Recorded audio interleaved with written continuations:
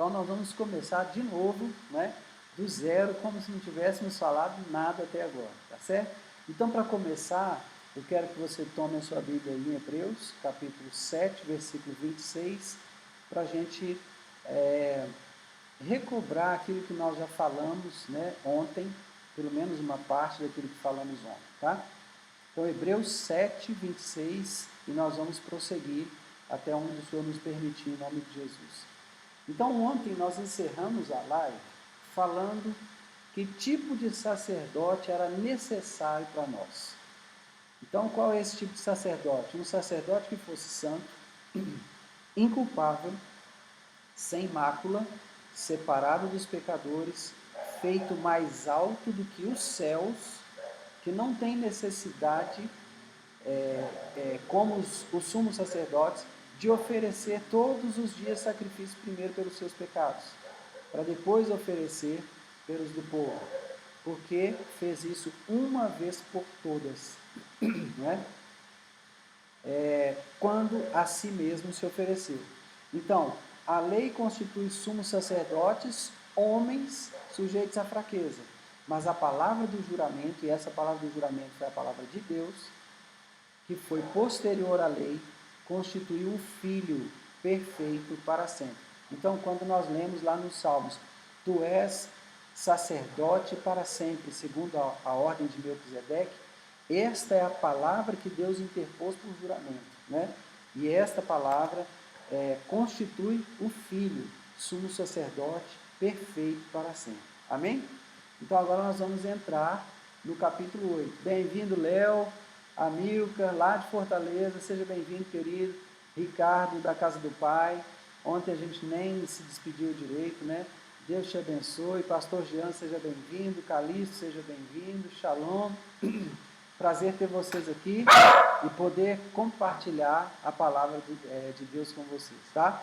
Que o Senhor nos conceda graça para compartilhar e vamos vencendo essa guerra que está acontecendo aí no mundo espiritual, né? Querendo impedir a gente de compartilhar, mas em nome de Jesus nós vamos compartilhar o que Deus tem conosco, amém? Então, capítulo 8. Ora, o essencial das coisas que temos dito é que possuímos tal sumo sacerdote que se assentou à destra do trono da majestade nos céus, como ministro do santuário do verdadeiro tabernáculo que o Senhor erigiu, não o homem. Amém. Então, veja, quando você lê no texto que Jesus foi assentado à destra do Pai, à direita do Pai, à direita do trono da majestade, como ministro do santuário e do verdadeiro tabernáculo, não quer dizer que o primeiro tabernáculo erigido por Moisés era falso. Não. Quer dizer apenas que ele era uma sombra daquilo que nós ainda veremos. Ele era um símbolo daquilo que nós ainda veremos. Ele era um símbolo daquele que Jesus entrou como precursor por nós. Nós comentamos isso já essa semana, né? Então existe um verdadeiro tabernáculo nos céus.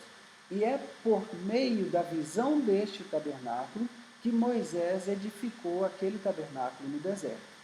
Então o tabernáculo no deserto é a cópia. Se eu pudesse comparar isso com o medicamento, né? O tabernáculo no deserto é o genérico, né? E o tabernáculo do céu é aquele que foi feito pelo laboratório pesquisador da substância química.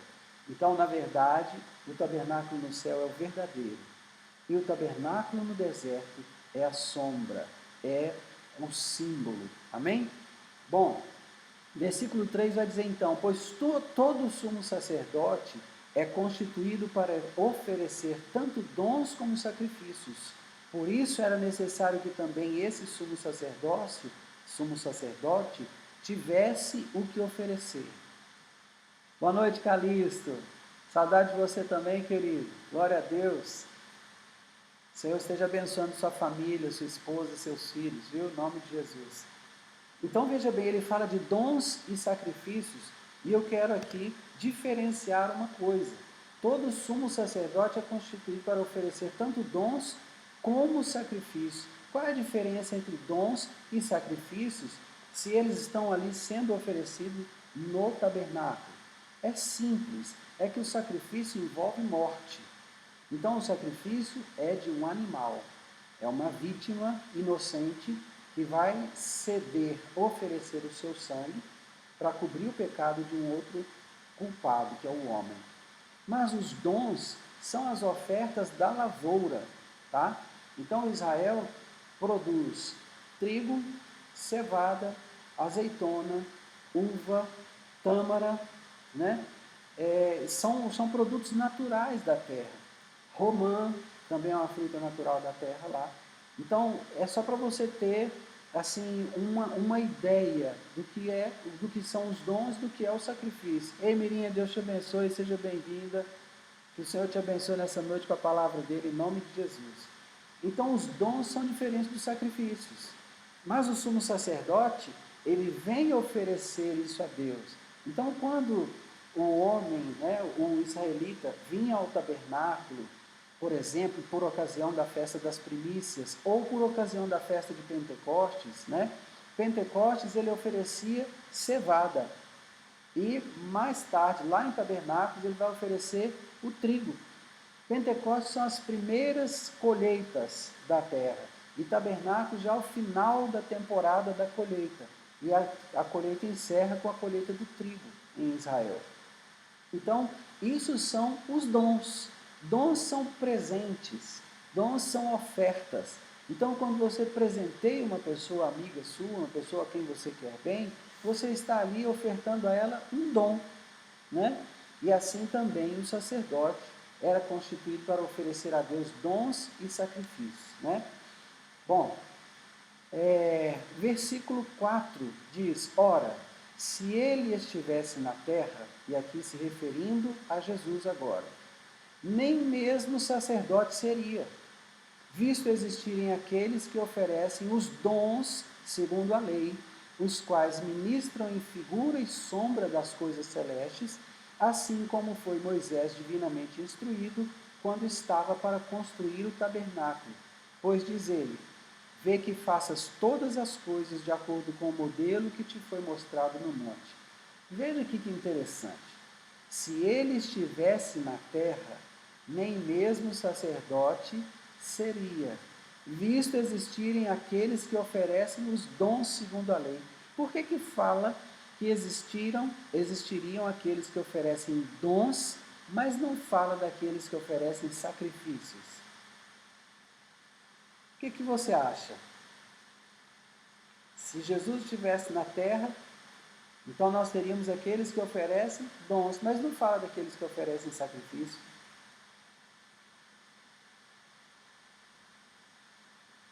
Com certeza você já entendeu, né? Jesus mesmo se ofereceu. Então ele foi o último sacrifício oferecido pelo pecado do homem. Então agora nós teríamos sacerdotes para oferecer a Deus dons. Você continua trazendo à casa do tesouro os dízimos e as ofertas, né? É fruto do seu trabalho. Mas você não traz mais sangue à casa do tesouro, você não traz mais sangue ao tabernáculo, né? Você não vem às reuniões da congregação trazendo sangue, mas você vem trazendo dons, você vem trazendo dízimos, você vem trazendo ofertas, né?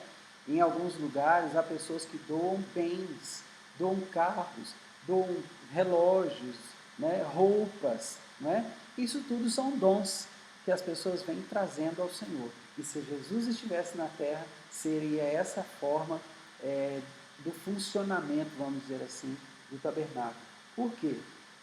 Eles ministram em figura e sombra das coisas celestes, assim como Moisés foi instruído quando estava para construir o tabernáculo. Então, existe um modelo nos céus.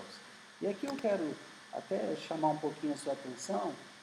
Para tudo que existe na terra, há um paralelo no céu. Então, por exemplo, existe um sistema de governo na terra. Mas só existe esse sistema de governo na terra porque existe um sistema de governo nos céus. E o sistema de governo da terra é paralelo ao sistema de governo dos céus. Existe, por exemplo, tribunais na terra. E esses tribunais existem na terra porque existem tribunais nos céus. E Davi, quando vai falar desses tribunais, no Salmo 122, ele vai falar: os teus tribunais estão em Jerusalém, né? Então, ele está falando do tribunal terreno, mas você pode olhar para cima e perceber que os modelos para esse tribunal terreno estão nos céus. Existe uma família na terra porque existe uma família nos céus, né? E só existe casamento na terra porque existe um casamento nos céus. Por que é que Deus detesta o divórcio? Porque nos céus não há divorciados. Nos céus não há divórcio. Entende isso?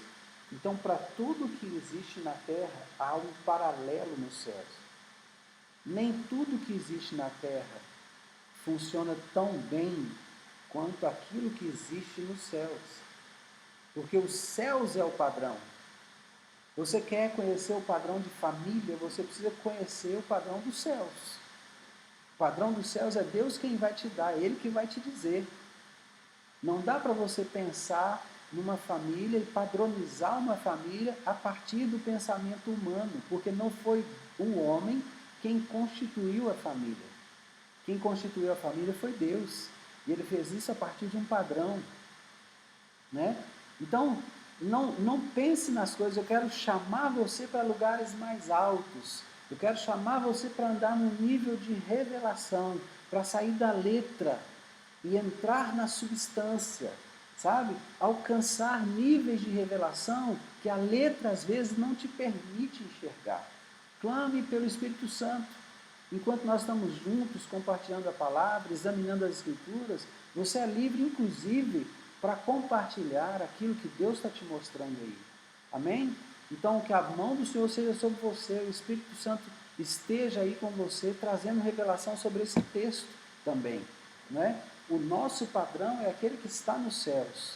Aquilo que tem na terra é apenas sombra. Maria, Deus te abençoe, alegria ver você aqui, muito forte. Um abraço aí no Ricardo, na sua mãe, viu? Prazer grandão ter você aqui, tá, querido? Então, versículo 6. Agora com efeito, Hebreus capítulo 8, versículo 6. Agora com efeito, obteve Jesus ministério tanto mais excelente, quanto é ele também mediador de superior aliança, instituída com base em superiores promessas. Porque se aquela primeira aliança tivesse sido sem defeito, de maneira alguma estaria sendo buscado lugar para uma segunda. Olha aí que tremendo. Olá, Helder. Bem-vindo, querido. Um abraço na família. Deus abençoe. Mara, Deus te abençoe. Seja bem-vindo em nome de Jesus, viu? Então, se aquela primeira aliança tivesse sido sem defeito, de maneira alguma estaria sendo buscado lugar para uma segunda. Olha aqui a palavra defeito. Essa palavra defeito aqui é interessante, tá? Veja aqui, a palavra defeito não é exatamente como nós pensamos, uma coisa torta, né? Uma coisa assim, não é isso. Ei, Mara, que bênção que você está aqui, viu? Glória a Deus, glória a Deus. Então, não é exatamente a palavra defeito, é a palavra grega amemptos. Amemptos, essa palavra, ela quer trazer aqui o sentido de ser sem culpa, né? Então, se aquela primeira aliança tivesse sido sem culpa, né? Por que, gente? Vai falar disso? Porque a primeira aliança está baseada na Torá. A primeira aliança é a aliança do Sinai, quando Deus entrega a Torá. Nós estamos perto da celebração dessa entrega da Torá, que é a festa de Pentecostes, 50 dias depois da Páscoa, né? Daqui a pouco nós estamos chegando lá, no iníciozinho, eu creio, final de abril, início de maio, se eu não estou enganado, nós estamos chegando lá em Pentecostes, né? Então, a lei, ela nos aponta aquilo que é errado, aquilo que é pecado, né? E entenda, pecado precisa ser visto de uma forma correta por nós. E eu quero trazer para você aqui a origem da palavra pecado ela nos conduz a uma expressão que é errar o alvo. Então, é como se você tivesse saído da sua cidade em direção à cidade vizinha, mas você tomou a pista errada. Então você não vai chegar na cidade vizinha. O que você precisa fazer? Você precisa voltar para a pista certa que te conduz à cidade vizinha. Isso é o pecado, é errar o alvo. Então tenha esse entendimento a respeito da palavra. É muito importante, irmãos, estudar as línguas originais e o sentido daquilo que está escrito, porque quando o texto bíblico vai sendo traduzido, muitas dessas coisas que são a essência da palavra se perdem, porque de uma língua para outra, os significados vão mudando o peso da palavra, tá? Então é bom a gente estudar por conta disso, mas o Senhor vai nos dar graça aqui. E essa palavra defeito, então, ela tem esse sentido de uma coisa que traz culpa, né? Então aquela primeira aliança, como era baseada na lei mosaica, ela aponta para o pecado, então ela aponta para a culpa. Se ela não tivesse apontando para a culpa, então não estaria sendo buscado lugar para uma segunda aliança, porque a segunda aliança opera por meio do sangue do Cordeiro Jesus Cristo, que tira o pecado do mundo. Bem-vinda, Débora, bem-vinda, Gabriel Benevides, Deus abençoe vocês, prazer ter vocês aqui, viu? Então, a segunda aliança feita por meio do Cordeiro de Deus, que tira o pecado do mundo, é diferente da primeira aliança. Enquanto a primeira aliança está me acusando do meu pecado, ela está dizendo, isso que você fez está errado, isso que você fez entristece o coração de Deus. A segunda aliança está dizendo assim, você não vive mais na prática do pecado, porque você foi feita nova criatura. A nova criatura não é mais escrava do pecado, ela não vive na prática do pecado. Entende? Então, a nova criatura não vive naquela guerra, eu estou guerreando contra o velho homem. O velho homem estava, não. O velho homem morreu. Morreu. E no batismo você o sepultou. Entenda isso. No batismo, você sepultou o velho homem. Então agora é um novo homem. E a sua guerra é contra inimigos espirituais, forças espirituais da maldade, principados, potestades, poderes, dominadores, né? São estes que estão induzindo ou tentando induzir você a cair em pecados. Então é contra estes inimigos que nós vamos lutar. Não existe mais a luta contra o velho homem, porque o velho homem foi sepultado. Como é que um vivo briga com o morto? Como é que um vivo vai lutar com o morto? Não tem essa luta. Né? Esse velho homem foi para a cruz. Não tem essa história de tirar o velho homem da cruz. Né? Às vezes a gente até brinca com essa história. Não, quase que eu desci da cruz. Não tem jeito. Para descer da cruz só carregado. Sabe? Só para a sepultura. Só desce da cruz quem está morto e vai para a sepultura. Vivo nenhum desce da cruz. E uma vez que você recebeu Jesus como Senhor e Salvador da sua vida, uma vez que você deu a sua vida a Ele, e você aceitou na sua vida o senhorio dele, você morreu. E a Bíblia diz assim, morremos, e a nossa vida está escondida com Cristo em Deus. Amém? Então não tem essa guerra contra o velho homem mais. A guerra agora é contra você mesmo. Aliás, desculpa, é contra os nossos inimigos espirituais. Então aqui eu quero trazer esse entendimento para você a respeito da questão do pecado. Olhe para o pecado como o erro do alvo, sabe? Tenha essa consciência. Você estava indo na direção certa, mas em algum momento você foi desviado ou se desviou pela sua própria vontade do alvo. Isso é o pecado. Então o que você tem que fazer? Se arrepender, retornar. Isso é a palavra arrependimento. Retornar. Então você retorna para o caminho certo, olhando para Jesus, autor e consumador da sua fé, e você vai chegar lá no alvo certo em nome de Jesus. Amém? Então a primeira aliança, ela tinha essa situação. Ela tinha a questão da culpa. A segunda aliança remove de nós a culpa. Tá? Versículo 8 vai dizer assim: e de fato, repreendendo-os, diz: eis aí vem dias, diz o Senhor, e firmarei nova aliança com a casa de Israel e com a casa de Judá. Não segundo a aliança que fiz com seus pais no dia em que os tomei pela mão, para os conduzir até fora da terra do Egito, pois eles não continuaram na minha aliança, e eu não atentei para eles, diz o Senhor. Porque esta é a aliança que firmarei com a casa de Israel. Depois daqueles dias, diz o Senhor, na sua mente imprimirei as minhas leis, também sobre o seu coração as inscreverei, e eu serei o seu Deus, e eles serão o meu povo. E não ensinará jamais cada um ao seu próximo, nem cada um ao seu irmão, dizendo: conhece o Senhor, porque todos me conhecerão, desde o menor deles até ao maior. Pois, para com as suas iniquidades usarei de misericórdia, e dos seus pecados jamais me lembrarei. Quando ele diz nova, torna antiquada a primeira.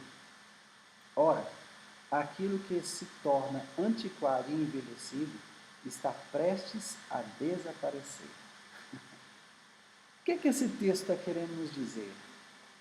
A lei mosaica vai desaparecer?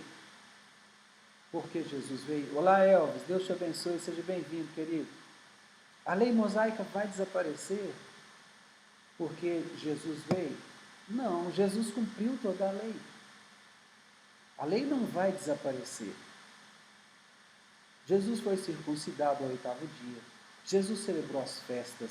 Jesus não adulterou, não matou, não roubou. Está entendendo? A lei não vai desaparecer. O que ele quer dizer então quando ele diz nova torna antiquada a primeira? Ora, aquilo que se torna antiquado e envelhecido está prestes a desaparecer. O que ele quer dizer com isso aqui então? Ele está falando da superioridade da segunda aliança. Ele está falando da superioridade da aliança feita no Calvário. Ele está falando de uma aliança feita agora por meio do sangue do Cordeiro, Jesus Cristo. Ele está falando da superioridade disso, da nova aliança. Por isso, o texto está dizendo, quando ele diz nova, torna antiquada a primeira. Claro, se eu estou aqui com uma garrafa de água na minha mão, e alguém traz uma garrafa de água nova para mim, eu vou desprezar essa aqui, porque essa aqui agora é antiquada. A nova já chegou, eu vou preferir a nova. E os termos da nova aliança são diferentes dos termos da primeira aliança. Isso aqui é interessante a gente entender. Né? Eu quero que você compreenda isso. Os termos da primeira aliança são diferentes dos termos da segunda aliança. Na primeira aliança, está dizendo lá, não matarás. A segunda aliança está dizendo assim, você ouviu o que foi dito? Não matarás? Eu, porém, vos digo, se você odiar o seu irmão no seu coração, você já o matou. Olha aí. Não adulterarás, diz a primeira aliança. Eu, porém, vos digo, se você olhar para uma mulher, tendo no seu coração intenção impura, no seu coração você já adulterou com ela. Então vamos compreender aqui os termos da segunda aliança. Porque parece, irmãos, que a compreensão geral é que Jesus deu uma liberada nas coisas. E não é assim. Jesus não liberou nada, não. Se você olhar os termos da nova aliança, eles são mais pesados, eu vou colocar entre aspas aqui a palavra pesado, porque agora eu não estou achando outra. Mas eles são mais pesados, mais severos do que os termos da primeira aliança. Imagine, se antes você matasse uma pessoa, você seria morto também. Hoje você mata e não é morto. Como assim? Você odeia uma pessoa e o fato de odiar essa pessoa já é assassinato. O fato de odiar outra pessoa já é homicídio. É muito mais sério, como a Débora está colocando aqui. É muito mais sério. Isso mesmo, Dani, estreitou. Por isso que Jesus fala, né? Apertado é a porta, estreito o caminho que conduz à vida eterna. Então os termos são diferentes. A nova aliança vai exigir de mim critérios mais sérios, mais severos. Jesus não liberou nada, ele cumpriu toda a lei. Né? E ele mesmo disse, não penseis que eu vim revogar. Eu não vim revogar a lei, eu vim cumpri-la. E ele de fato não revogou e não nos deu em momento algum essa prerrogativa, né, para revogarmos a lei. Não é isso que está lá no texto. Então, quando ele diz nova, torna antiquada a primeira. Por conta disso. Se antes eu não podia matar, hoje eu não posso nem odiar. Se antes eu não podia adulterar, hoje eu tenho que ter cuidado até da forma como eu olho para outra pessoa. Né? Então, entenda que há uma profundidade nisso aqui e uma essência que nós precisamos buscar. Qual que é a essência da segunda aliança? A essência da segunda aliança é que Deus está de olho no meu e no seu coração. Existe uma palavra hebraica chamada kavaná. A palavra kavaná, ela descreve aquilo que é a intenção do meu coração. Kavaná não é exatamente o que eu faço, mas aquilo que eu intento fazer. Então, eu posso não estar matando uma pessoa, mas eu bem que desejo fazer isso. Então, essa é a kavaná. Quando eu estou desejando matar o outro, então ali eu já de fato o matei. Quando eu estou desejando adulterar com o outro, de fato eu já adulterei. Porque a intenção do meu coração é essa. Independente de consumar o ato, no meu coração esse ato já está consumado. Entende isso? Por isso o texto bíblico vai nos encaminhar para uma outra direção, dizendo assim, sobre tudo que se deve guardar, guarda o teu coração, porque dele procedem as fontes da vida. Uau! Perceba como isso é sério, querido. Perceba como é sério. Né? A palavra de Deus nos chama para uma vida de santidade. O Senhor nos chama para uma vida santa. Né? E isso não vai mudar, porque esse é o caráter de Deus. Por isso Jesus não revoga a lei. Por isso ele cumpre a lei. Porque o desejo dele era agradar a Deus em tudo. Amém? Minha pergunta.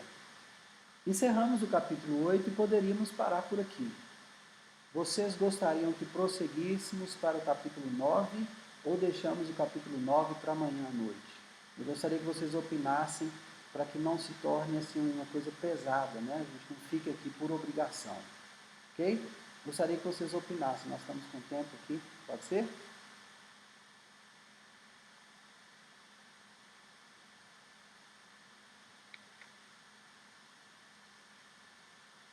Enquanto você decide, o capítulo 9 tem 28 versículos para nós examinarmos, tá? E o capítulo 8, 13 versículos. O 8 nós já terminamos. Débora quer mais, Dani quer mais. Quem mais quer mais?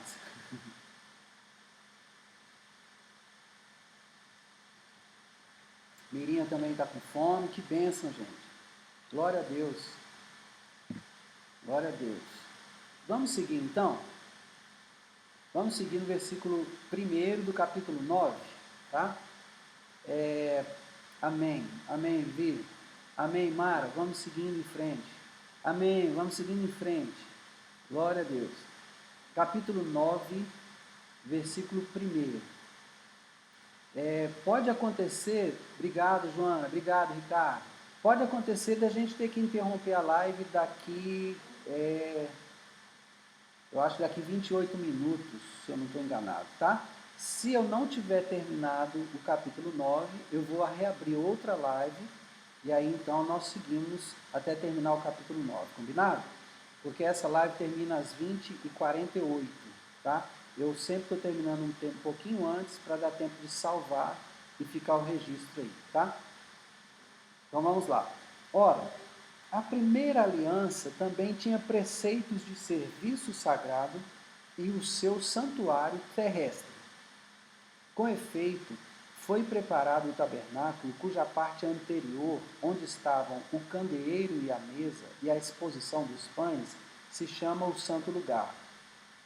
Por trás do segundo véu se encontrava o tabernáculo que se chama Santo dos Santos, ao qual pertencia um altar de ouro para o incenso e a arca da aliança totalmente coberta de ouro, na qual estava uma urna de ouro contendo o maná, o bordão de Arão que floresceu, e as tábuas da aliança, e sobre ela os querubins de glória, que com a sua sombra cobriam o propiciatório.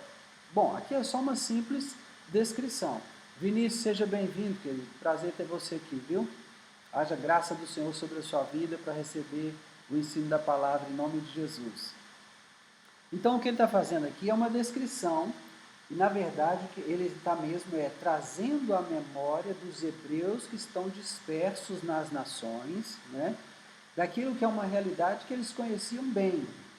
Tá? O escritor aos Hebreus é alguém que provavelmente estava dentro de Israel, escrevendo para hebreus que estavam fora de Israel. Né?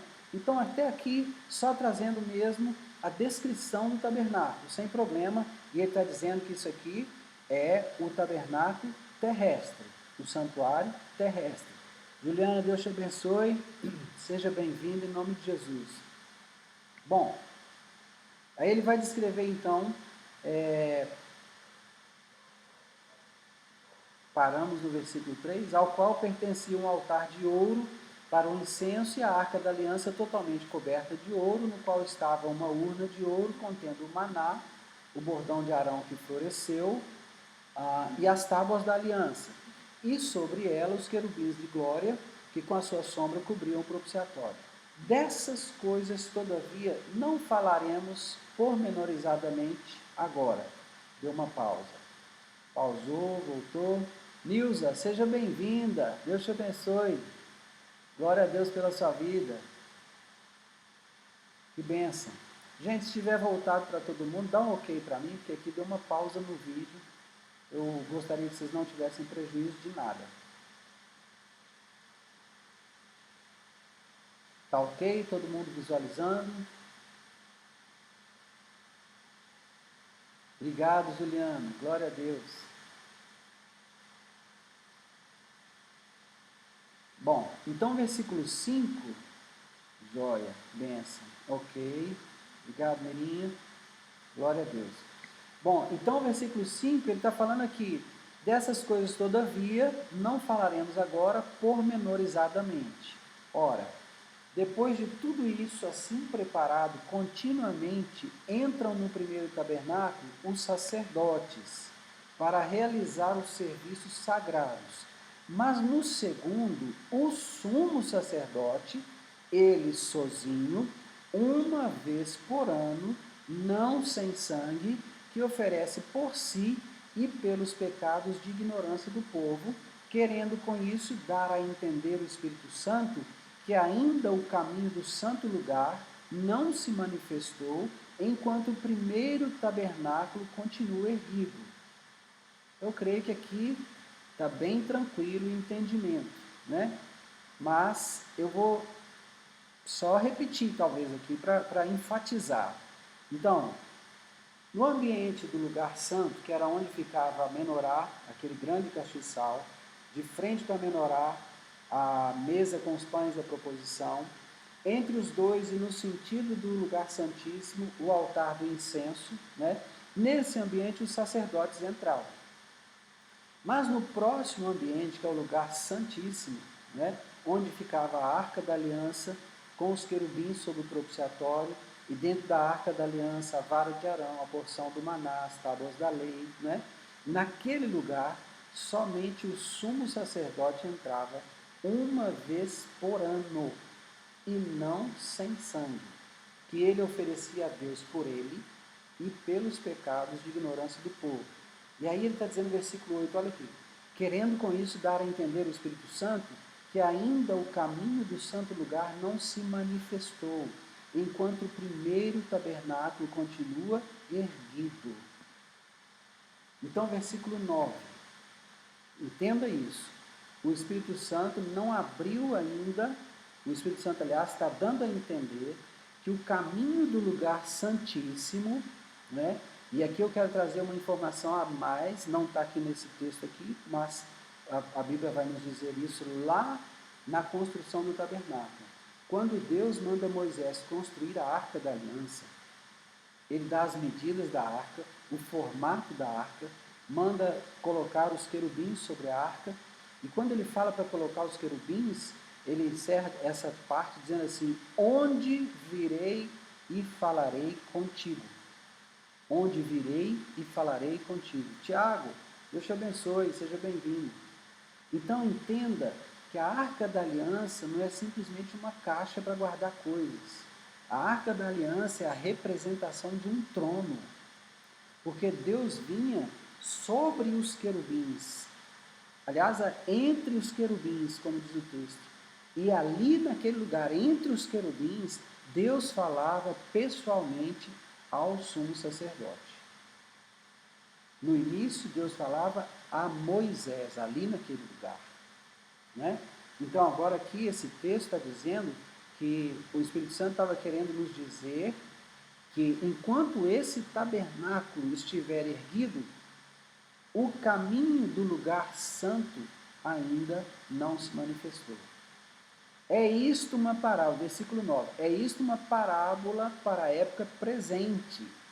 E segundo essa parábola, se oferecem tanto dons como sacrifícios, embora estes, no tocante à consciência, sejam ineficazes para aperfeiçoar aquele que presta culto, os quais não passam de ordenanças da carne, baseadas somente em comidas e bebidas e diversas abluções impostas até o tempo oportuno de reforma. Então, olha só, ele está falando do que era ofertado no tabernáculo. Gente, isso aqui é pura e simplesmente um relato, tá? É uma história sendo contada, né? São fatos sendo expostos, nada além disso, né? Mas é importante dizer, essas coisas estão impostas até o tempo oportuno de reforma. Por que reforma? Porque quando a nova aliança vem, então não vai mais haver necessidade de ofertas de sacrifício, né? Não vai ser mais necessário que ninguém mate animal para que o sangue daquele animal cubra o pecado de outra pessoa. Vamos seguir em frente então com o texto?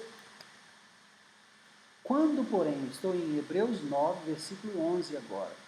Quando, porém, veio Cristo como sumo sacerdote dos bens já realizados, mediante o maior e mais perfeito tabernáculo, não feito por mãos, quer dizer, não desta criação, não por meio do sangue de bodes e de bezerros, mas pelo seu próprio sangue, entrou no Santo dos Santos, uma vez por todas, tendo obtido eterna redenção. Aleluia!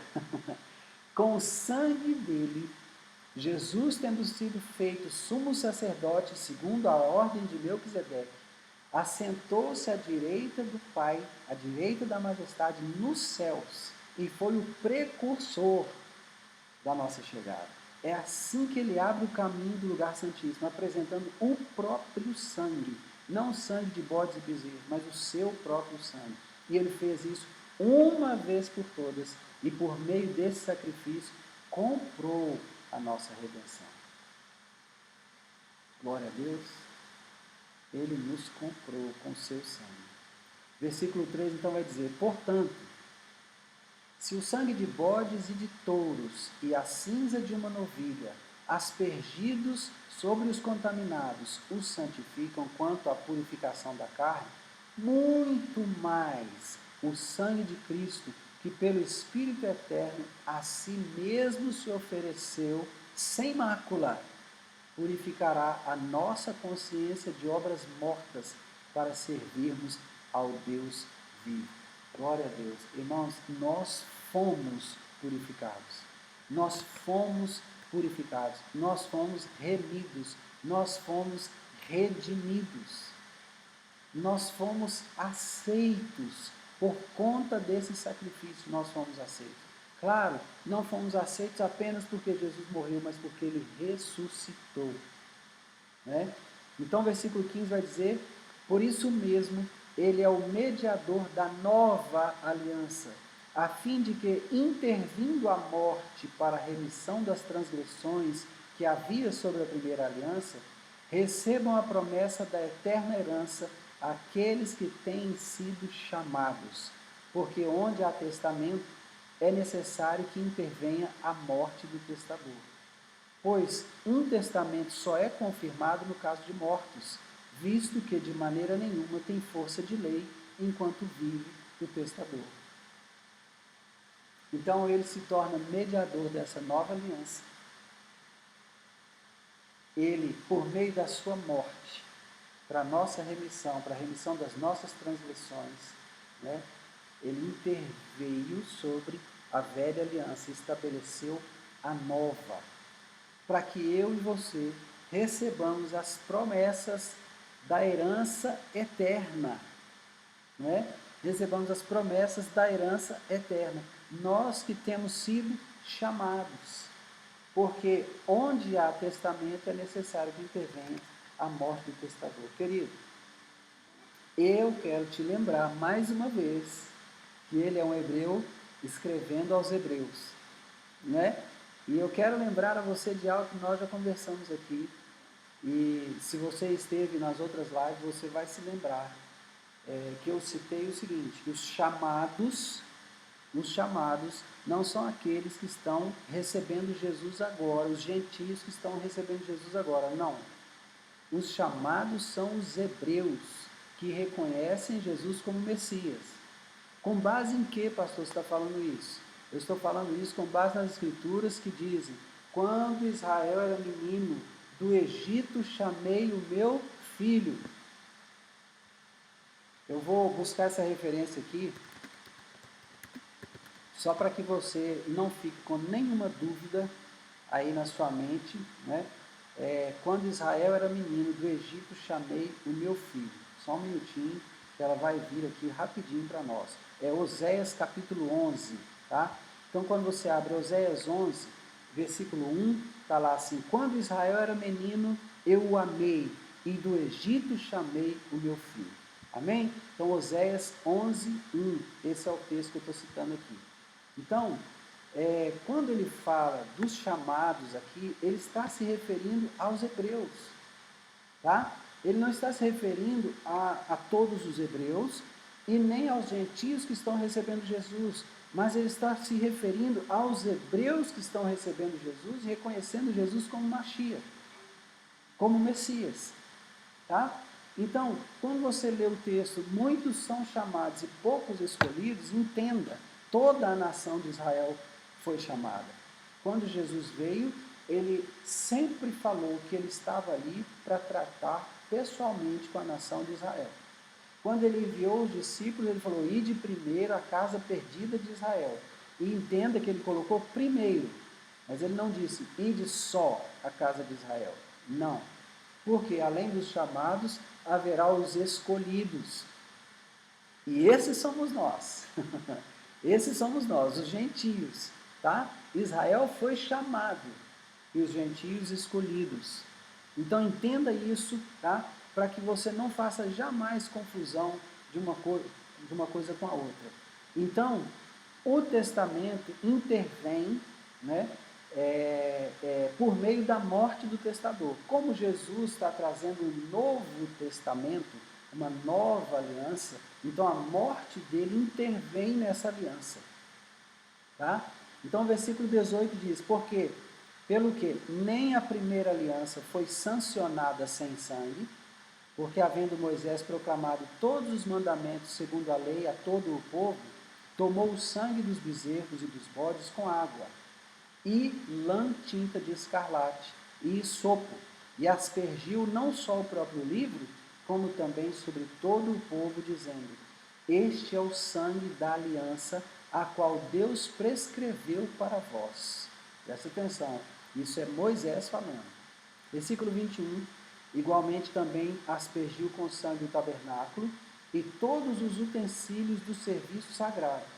Com efeito, Quase todas as coisas, segundo a lei, se purificam com sangue, e sem derramamento de sangue não há remissão. Muito bem. Então, aqui ele está explicando a necessidade do sangue para estabelecer a aliança. Então, a aliança mosaica foi estabelecida com sangue, né? Então, Moisés traz o sangue dos bezerros, dos bodes com água, lã, tinta de escarlate e sopro, e vai aspergir no livro, no povo, né? E depois também sobre o tabernáculo. Aí, qual foi a palavra de Jesus quando ele tomou a última ceia com os discípulos? O que foi que ele disse aos discípulos? Esta é a nova aliança no meu sangue. Esta é a nova aliança no meu sangue. Então, assim como a primeira aliança não foi estabelecida sem sangue, mas Moisés, por meio do sangue de bezerros, de bodes, com água, lã, tinta de escarlate e sopro, né, aspergiu sobre o livro, sobre o tabernáculo, sobre as pessoas, agora Jesus está derramando o seu sangue.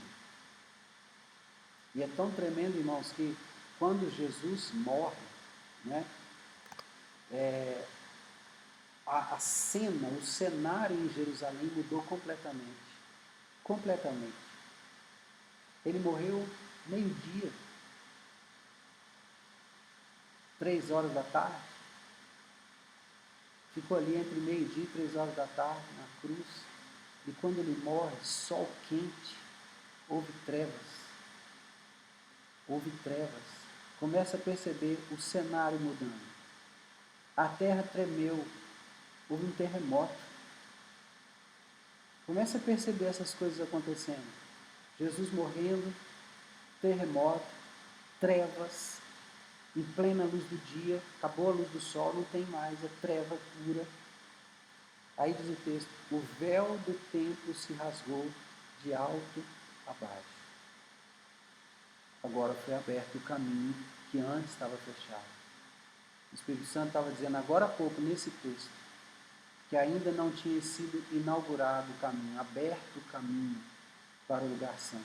Agora Jesus morre, esse caminho está sendo aberto. E ele está estabelecendo aqui a nova aliança, no sangue dele mesmo, né? Então, versículo 23, nós já vamos partindo aqui para o final. Diz assim, era necessário, portanto, que as figuras das coisas que se acham nos céus se purificassem com tais sacrifícios, mas as próprias coisas celestiais com sacrifícios a eles superiores. Tudo bem, se aqui o tabernáculo embaixo é uma figura, lá daquele que está pronto no céu, ele tem que ser purificado com sacrifícios de coisas terrenas, porque é um tabernáculo na terra. Mas as coisas celestiais precisam ser estabelecidas com sacrifícios superiores a estes que são oferecidos aqui. Então Jesus mesmo se oferece. Versículo 24, capítulo 9. Porque Cristo não entrou em santuário feito por mãos, figura do verdadeiro, porém no mesmo céu, para comparecer agora por nós diante de Deus. Por que por nós? Porque ele vai como sumo sacerdote diante de Deus e apresentar o próprio sangue diante de Deus. Como o sumo sacerdote fazia uma vez por ano, Jesus foi apresentando o próprio sangue dele diante do Pai no verdadeiro tabernáculo. Nem ainda para se oferecer a si mesmo muitas vezes, como o sumo sacerdote cada ano entra no Santo dos Santos com sangue alheio. Ora, neste caso, seria necessário que ele tivesse sofrido muitas vezes desde a fundação do mundo. Agora, porém, ao se cumprirem os tempos, se manifestou uma vez por todas para aniquilar pelo sacrifício de si mesmo o pecado. E assim, como aos homens está ordenado morrerem uma só vez, vindo depois disso o juízo, assim também Cristo, tendo se oferecido uma vez para sempre, para tirar os pecados de muitos, aparecerá segunda vez, sem pecado, aos que o aguardam para a salvação. Aleluia. Glória a Deus. Veja, como era esse ritual? o sumo sacerdote vinha ao lugar santíssimo uma vez por ano em Yom Kippur, tá? Em Yom Kippur, ele vinha com o sangue do sacrifício que ele tinha feito por ele mesmo e por toda a nação de Israel. E aí agora, ele entrava no lugar santíssimo para oferecer esse sangue a Deus, em remissão dos pecados dele mesmo, do sumo sacerdote, né, e de toda a nação judaica. Então ele aspergia desse sangue ali no lugar santíssimo. E quando ele aparece segunda vez, olha aqui a figura, e compreenda a figura. Ele entra, faz a oferta e sai. Se ele saiu vivo, o sangue da oferta foi recebido por Deus. Deus recebeu. E o povo então celebra Yom Kippur, celebra Purim, né? Então, agora, esse sumo sacerdote sai lá fora, o povo o vê e celebra por quê? Porque Deus aceitou o sangue que foi ofertado como oferta de sacrifício em favor do pecado da nação inteira. Então é dia de muita celebração, muita festa. Agora veja o paralelo que está estabelecido aqui no capítulo 9 de Hebreus. Ele aparecerá segunda vez. Assim também Cristo, tendo se oferecido uma vez para sempre para tirar os pecados de muitos, aparecerá segunda vez sem pecado aos que o aguardam para a salvação. Gente, Jesus virá outra vez. Ele esteve lá no tabernáculo, ele esteve lá diante do Pai, ele esteve lá diante de Deus, o sangue dele foi aceito. Agora ele virá outra vez dizendo, gente, o meu sangue foi aceito, venham. Aí ele vai poder dizer, vinde benditos do meu Pai, para a herança que está preparada para vós antes da fundação do mundo. Que coisa maravilhosa! E nós estamos pertinho de ver essas coisas. Daqui a pouco nós vamos nos encontrar com Jesus, porque Ele está às portas. Sim, Ele está vivo, Juliana. Ele está às portas, Ele está pertinho de nós, está chegando daqui a pouco. Ele já foi, já apresentou o próprio sangue diante do Pai, o sangue dele foi aceito, ele está lá, agora ele está vindo, saindo para fora do tabernáculo e dizendo, olha, o sangue foi aceito, vocês estão salvos, o pecado de vocês foi perdoado, vocês estão limpos, purificados diante do Pai. Aleluia! Glória a Deus, glória a Deus. Então, queridos, isso aqui é o que me dá prazer. Ir compartilhando a palavra de Deus, ir descortinando. Na verdade, quem está descortinando alguma coisa aqui é o Espírito Santo. Eu estou apenas sendo aquele, vamos dizer, aquele tubo de PVC vazio, por onde a água pura da palavra pode passar. E eu espero em nada trazer contaminação à palavra do Senhor.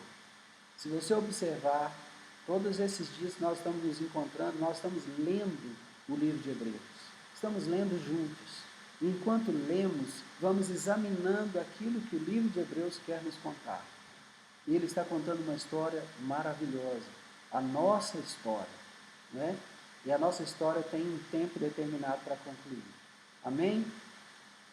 Eu quero deixar aqui aberto agora, nós temos 4 minutos, se não precisarmos de uma segunda live. Nesses 4 minutos, eu gostaria que, se você tiver necessidade de oração, colocasse seu pedido de oração, né, para nós orarmos, né, que você pudesse colocar aqui qual é a sua necessidade, nós vamos orar, e se você não tiver nenhuma pergunta, ou se você não tiver nenhum pedido de oração, nós vamos orar e encerrar a live. Edna, você está perguntando, pastor, o senhor acha que Deus está nessa onda de ficarmos isolados? Edna, todo o mundo está debaixo da ordenação de Deus. Nada está fora do controle de Deus. Se Ele não determinou que essa onda de vírus viesse sobre a Terra, Ele permitiu. E se Ele permitiu, nós temos que obedecer o que as autoridades estão nos indicando. Eu creio que esse é o nosso papel agora, o papel da obediência, porque é isso que a Bíblia diz em Romanos 13. Nós temos que estar sujeitos a toda a autoridade constituída. E ainda devemos orar por essas autoridades, né? Então, se o Senhor está nessa onda de ficarmos isolados, Sim, Deus está nessa onda. E Ele está usando esse tempo para restaurar relacionamentos de marido e mulher, de pais com filhos, irmãos e irmãos, né? Eu creio que se nós olharmos da forma correta para esse tempo, esse momento, nós vamos ser muito abençoados, porque Deus está nos dando uma oportunidade. Se nós partirmos para o lado da murmuração, da reclamação, a perda vai ser nossa e a visitação do Senhor vai se perder. Então, estando em casa, reúna sua casa, reúna sua família em torno da palavra, né? Reúna sua família aos pés do Senhor, vamos adorar juntos, vamos obedecer aquilo que está sendo dito pelas autoridades, vamos examinar as escrituras como nós estamos fazendo hoje. Amém? Olha aí que bênção. Está vendo que glória? Glória a Deus. Deus abençoe isso. Essas atitudes é que eu creio que Deus está esperando de nós. Amém? Gente, temos necessidade de uma segunda live para perguntas. O Senhor vai deixar salva? Sim. A Milka vai ficar salva por 24 horas, sim, tá? Com certeza, vamos deixar salva. Tenho ainda menos de 1 minuto. Alguma necessidade? Vamos orar, gente? Pode ser? Pai, no nome de Jesus, eu quero abençoar meus irmãos, quero abençoar a casa dos meus irmãos, quero pedir ao Senhor, em nome de Jesus, que cada família tenha sido visitada nessa noite pela graça do Senhor. Que teu Espírito tenha podido estar ali, junto com os meus irmãos, em nome de Jesus. Abençoe a casa de cada um deles, e aquilo, Senhor, que por alguma razão eu fui ineficiente, ineficaz, o teu Espírito opere de forma, ó Deus, a abençoar os teus filhos, não permitir nenhum tipo de confusão na mente deles, em nome de Jesus, eu os abençoo. Amém. Amém? Irmãos, hoje eu não vou poder esperar você sair, porque o nosso tempo agora venceu completamente. Amém? Sejam abençoados, eu estou salvando a live agora, ela vai ficar aí por 24 horas, você vai poder assistir, tá bom? Deus abençoe. Até amanhã, se Deus quiser.